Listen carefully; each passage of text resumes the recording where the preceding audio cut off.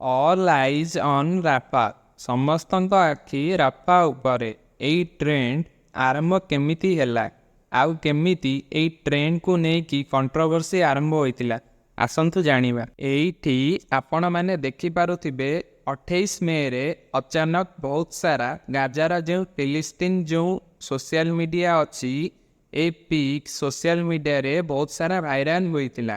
ଏଇ ଫଟୋ ଯେଉଁ ଆପଣମାନେ ଦେଖୁଛନ୍ତି ଏଟା ଅରିଜିନାଲ ଫଟୋ ନୁହଁ, ଏଟା ହେଉଛି AI ମଡେଲ ଫଟୋ। ଏହାର ମାନେ ଆର୍ଟିଫିସିଆଲ ଇଣ୍ଟେଲିଜେନ୍ସରେ ଏଇ ଫଟୋକୁ ଏଡିଟ୍ କରାଯାଇ ସୋସିଆଲ ମିଡ଼ିଆରେ ସେୟାର କରାଯାଇଥିଲା। ଏଥିରେ ଲେଖା କ'ଣ ହେଇଛି ନା all eyes on Rafa.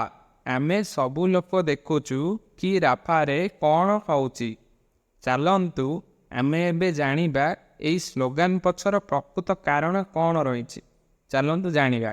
Rafa ଯେମିତିକି ଆପଣମାନେ ଜାଣିଛନ୍ତି କି ଗାଜା ଷ୍ଟ୍ରିପ୍ର ସାଉଥର ଏକ ଅଂଶ। 7-8 ମାସ ହେବ ଇସ୍ରାଏଲ ଏବଂ ଗାଜା ମଧ୍ୟରେ ଯେଉଁ ଯୁଦ୍ଧ ଚାଲି ରହିଛି, ଇସ୍ରାଏଲ ଆର୍ମି ଚାହୁଁଛି କି ଗାଜାର ସଦର୍ନ ବାଲା ସାଇଡ୍ ଯେଉଁ ରାଫା ରହିଛି ସେଥିରେ ଯେଉଁ ହାମାସର ଆତଙ୍କବାଦୀ ଠିକଣା ଗୁଡ଼ିକ ଅଛି ସେସବୁକୁ ନଷ୍ଟ କରିବା ପାଇଁ ଚାହୁଁଛି ଇସ୍ରାଏଲର ଆର୍ମି। ଆପଣମାନେ ଏଠି ଦେଖିପାରୁଥିବେ ଯେତେବେଳେ ଯୁଦ୍ଧ ହୋଇନଥିଲା, ଯୁଦ୍ଧ ପୂର୍ବରୁ 14 ଲକ୍ଷରୁ ଅଧିକ ଲୋକ ଗାଜାରେ ଥିଲେ। କିନ୍ତୁ ସେତେବେଳେ ଇସ୍ରାଏଲ ଆଟାକ୍ କରିବା ଷ୍ଟାର୍ଟ କଲା, ସେତେବେଳେ ଲୋକ ଭୟଭୀତ ହୋଇ ନର୍ଦର୍ନ ଗାଜା ଏବଂ ସେଣ୍ଟ୍ରାଲ ଗାଜାରୁ ସଦର୍ନ ଗାଜା ଆଡ଼କୁ ଯିବା ଷ୍ଟାର୍ଟ କଲେ ଏବଂ ଧୀରେ ଧୀରେ ଇସ୍ରାଏଲ ଆର୍ମି ଆଗକୁ ବଢ଼ିବା ଷ୍ଟାର୍ଟ କଲା। ସେତେବେଳେ ସବୁ ଲୋକ ରାଫା ଆଡ଼କୁ ଯିବା ଷ୍ଟାର୍ଟ କଲେ।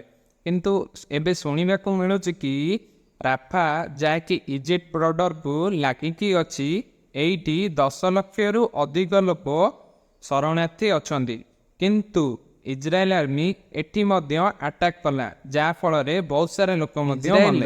ଯିଏ ପ୍ରାଇମ ମିନିଷ୍ଟର ଅଛନ୍ତି ବେଞ୍ଜାମିନ ନେତାନ୍ୟାହୁ, ସେ ପୁରା ଦୁନିଆକୁ କ୍ଷମା ମାଗିଲେ, କହିଲେ ଆମ ଦ୍ୱାରା ଭୁଲ ହେଇଯାଇଛି।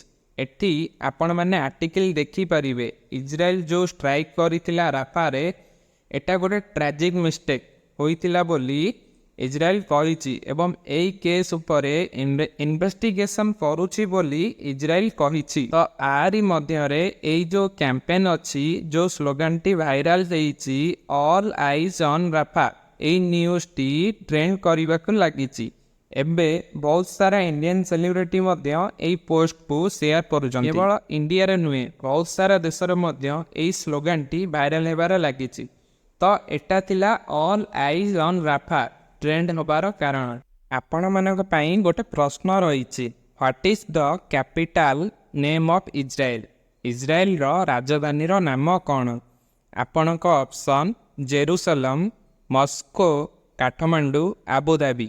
ଏହାର ଉତ୍ତର ଆପଣମାନେ କମେଣ୍ଟରେ ଦେବେ।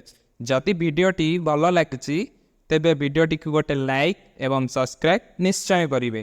ରହୁଛୁ ଫ୍ରେଣ୍ଡ, ରାଧେ ରାଧେ।